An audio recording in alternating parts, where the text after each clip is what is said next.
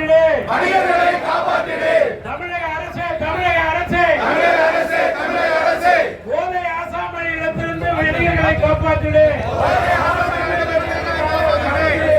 அரசே, தமிழக அரசே, தமிழக அரசே, தமிழக அரசே, வணிகர்களுக்கு பாதுகாப்பு கொடுத்திடு. வணிகர்களுக்கு பாதுகாப்பு கொடுத்திடு.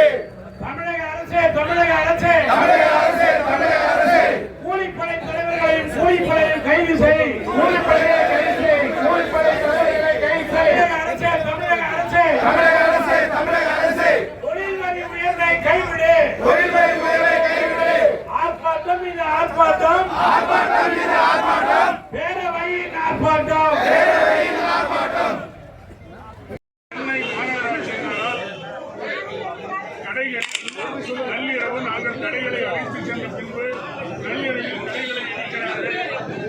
கடையின் நிலைக்கூரைகளையும் பெயர் பலகைகளையும் கட்டிடத்தையும் சேதப்படுத்துகிறார்கள்.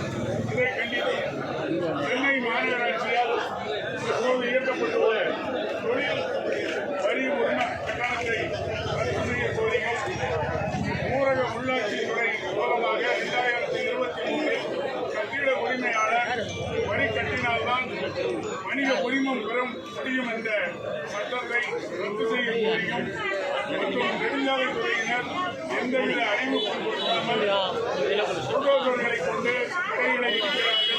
இந்த புல்டோசர் கலாச்சாரத்தை கைவிடக் கோரியும் தமிழ்நாடு அரசு பெட்ரோல் டீசல் விற்பனையை ஜிஎஸ்டி வரம்புக்குள் கொண்டு வர வேண்டும் என நிர்பந்தப்படுத்தியும் தமிழக அரசு தேர்தல் அறிக்கையில் கூறியது போல் மின் கட்டணத்தை மாதம் ஒருமுறை கணக்கெடுக்க வேண்டும் என்று வலியுறுத்தியும் மக்களை பாதிக்கக்கூடிய பல்வேறு வகையான வரி விதிப்புகளை தமிழக அரசு தொடர்ந்து செய்து கொண்டிருக்கிறது.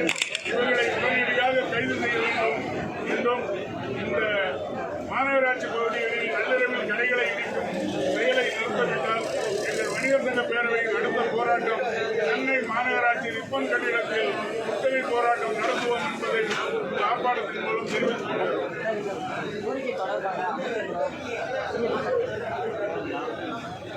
சிஎம் வணிகர்களை பொதுவாக பார்க்கறது இல்லை. அவர் ஒரு வணிகர் சங்கத்தை அவங்க திராவிட முன்னேற்ற கழக வணிகர் சங்க உறுப்பினராக சேர்ந்திருக்காங்க. அதனால எங்களை கோரிக்கையை ஏற்கனவே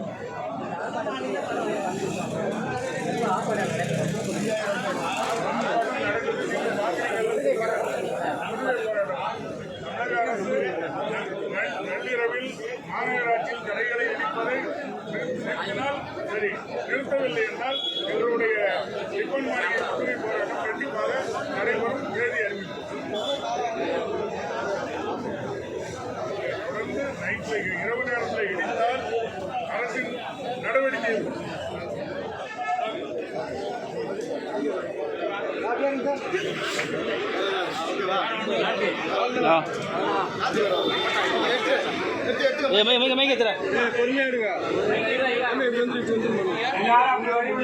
சாமி